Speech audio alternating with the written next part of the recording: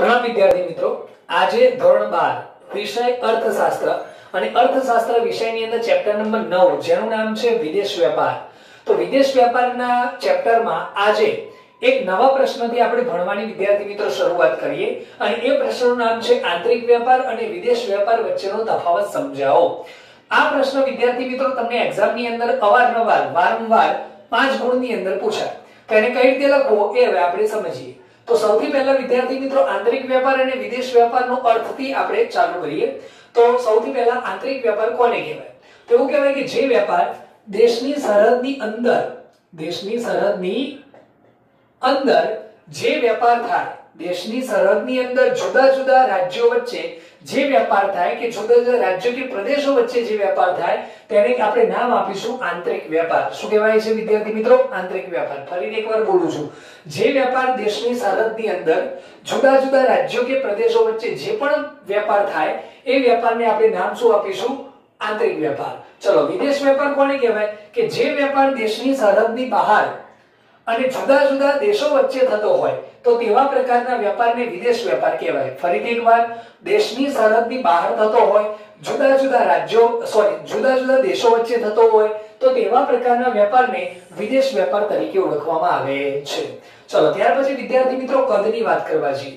તો એવું કહેવાય કે આંતરિક વેપારનું કદ એક દેશ પૂરતું સીમિત હોય છે. જેમ કે વિદ્યાર્થી મિત્રો આપણે વેપાર કરવો છે, આંતરિક વેપાર કરવો છે તો દેશની સરહદ બહાર તો વેપાર કરવો શક્ય નથી. એટલે દેશની સરહદની અંદર અલગ અલગ રાજ્યોમાં આપણે વેપાર કરવો પડશે.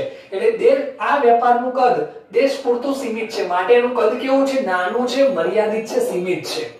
ત્યાર પછી એ જ રીતે વિદેશ વેપારમાં, તો વિદેશ વેપારની અંદર વેપારનું કદ વિદ્યાર્થી મિત્રો ખૂબ જ મોટું છે. કેમ? કારણ કે વેપાર જે છે એ એક જ દેશની અંદર થતો નથી, જુદા જુદા દેશોની અંદર થાય છે. બરાબર? માટે કહેવાય કે એનું કદ આપણને કેવું જોવા મળે છે? વિશાળ જોવા મળે છે.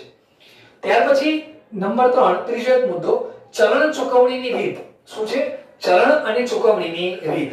હવે આની અંદર વાત કરવા જઈએ તેવું કહી શકાય કે જ્યારે વિદ્યાર્થી મિત્રો આપણે આંતરિક વેપાર કરતા હોઈએ, દેશની અંદર જ વેપાર કરતા હોઈએ તો જો દેશ એક હોય તો ચલણ પણ વિદ્યાર્થી મિત્રો કેવું હોય? એક જ હોય. અને જો ચલણ એક હોય ને તો વેપારની અંદર લેવડ દેવડ કરવામાં આપણને કોઈ પણ જાતની મુશ્કેલીનો સામનો કરવો પડતો નથી.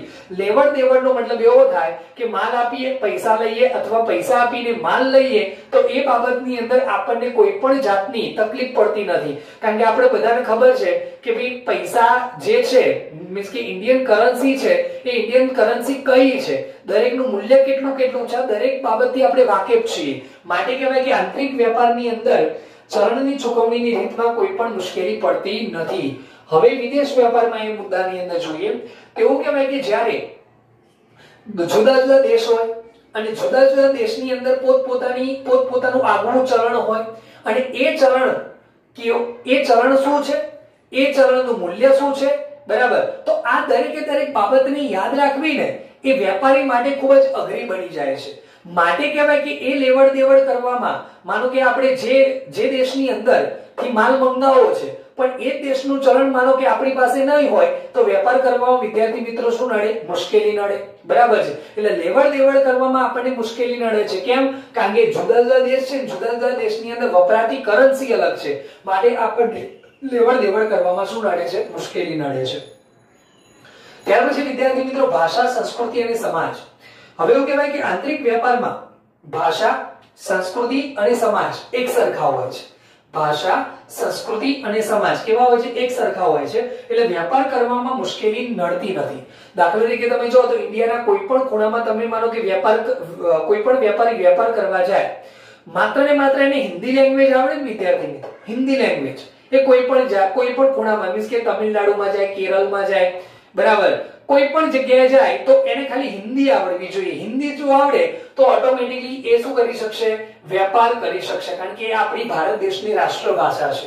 એટલે ભાષા ચલો એક સરખી છે. ચલો, સંસ્કૃતિ. હવે સંસ્કૃતિની અંદર વાત કરવા જઈએ તો આપણે બધાને ખબર છે કે ભાઈ ચલો અલગ અલગ રાજ્યો ભલે અલગ અલગ છે પણ ત્યાંની સંસ્કૃતિ શું છે, ત્યાંના તહેવારો કયા છે, ત્યાંના લોકોના મહોત્સવ શું છે, આ દરેક થી આપણે વાકેફ છીએ. તો આ રીતે ચલો સમાજ પણ વિદ્યાર્થી મિત્રો કેવો છે? એક સરખો છે. કયા વ્યક્તિની શું જરૂરિયાત છે, કેટલી જરૂરિયાત છે, ક્યારે જરૂરિયાત બીજી નવી ઉદ્ભવશે, આ દરેકે દરેક વસ્તુઓથી આપણે પરિચિત છીએ. માટે કહેવાય કે વેપાર કરવામાં આપણને મુશ્કેલી નડતી નથી. જ્યારે આંતરરાષ્ટ્રીય બજારમાં મીન્સ કે વિદેશ વેપારમાં જ્યારે આપણે વેપાર કરવો હોય તો એવું કહી શકાય કે ભાષા અલગ હોય, સંસ્કૃતિ અલગ હોય અને સમાજ પણ કેવા હોય છે, જુદા જુદા હોય છે. માટે ચોક્કસથી આપણને વેપાર કરવામાં શું નડી શકે, મુશ્કેલી નડી શકે.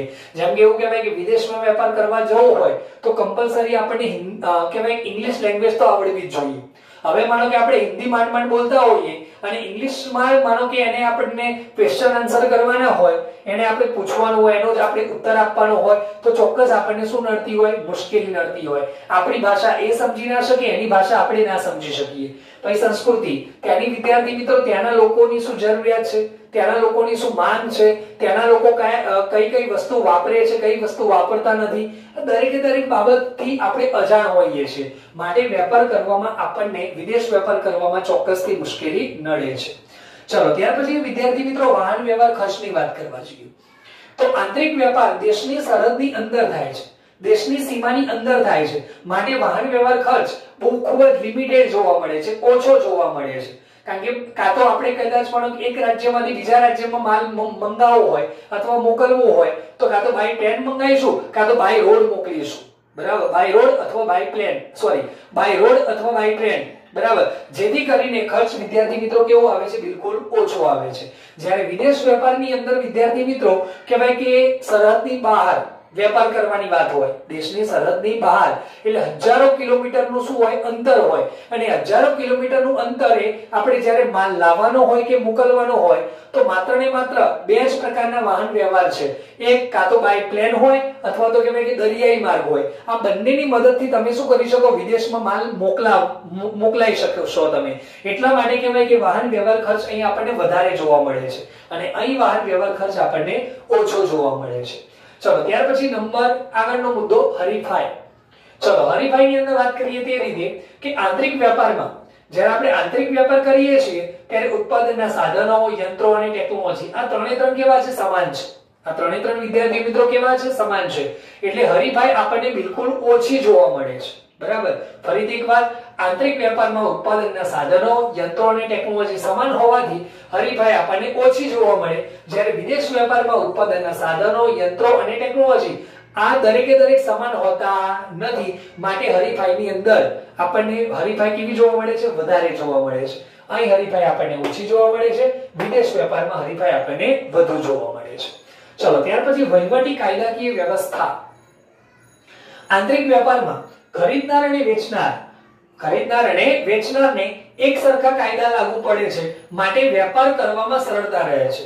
જેમ કે એવું કહેવાય કે આપણા ભારત દેશની અંદર આપણે વેપાર કરવો હોય તો વેપારને લગતા કાયદા, સરકારના ધારાધોરણો, સરકારના નીતિ નિયમો એનાથી આપણે પરિચિત હોઈએ છીએ. બરાબર, વેચનાર જે છે એ વેચનારે કયા કાયદા સરકારના ફોલો કરવાના, ખરીદનારે કહેવાય કે સરકારના કયા કાયદા ફોલો કરવાના, આ દરેકે દરેક બાબતથી એ લોકો પરિચિત હોય છે. માટે કહેવાય કે વેપાર કરવામાં એમને સરળતા રહે છે. જ્યારે વિદેશ વેપારની અંદર ખરીદનાર અને વેચનાર બંનેના કાયદા કદાચ એક સરખા ના પણ હોય. બરાબર, અને કદાચ કાયદાથી કદાચ માનો કે આપણે ખબર હોય કે ભાઈ ખરીદનાર અને વેચનારના કાયદા એક સરખા હોતા નથી, ભલે હોય નહીં પણ તેમ છતાં પણ એનાથી પણ આપણે પરિચિત હોતા નથી. માટે કહેવાય કે વેપાર કરવામાં આપણને શું નડે, મુશ્કેલી નડે છે. બરાબર, કાયદા અને કાનૂન ખરીદનાર અને વેચનાર માટે સમાન હોય છે. માટે કહેવાય કે વેપાર કરવામાં સરળતા રહે આંતરિક વેપારમાં. જ્યારે વિદેશ વેપારમાં કહેવાય કે ખરીદનાર અને વેચનારના કાયદા એક સરખા હોતા નથી. માટે કહેવાય કે વેપાર કરવામાં શું નડે છે, મુશ્કેલી નડે છે. તો વિદ્યાર્થી મિત્રો આ એક સરસ સવાલ આપણે પૂરો કર્યો. પ્રશ્નનું નામ હતું આંતરિક વેપાર અને વિદેશ વેપાર વચ્ચેનો તફાવત. 5 ગુણની અંદર પૂછાય. તો વિદ્યાર્થી મિત્રો આ પ્રશ્ન ખાલી ધ્યાનથી એકવાર વાંચશો અથવા એકવાર વિડિયો જોશો ને તો પણ ખ્યાલ આવી જશે. તો વિદ્યાર્થી મિત્રો આની સાથે એક પીડીએફ પણ મોકલીએ છીએ. એ પીડીએફ ના મારફતે તમે વધારે માહિતી લઈ શકશો. તો આજનો દિવસ આપ સૌ માટે શુભદાયી નીવડે તે સાથે અસ્તુ, પ્રણામ.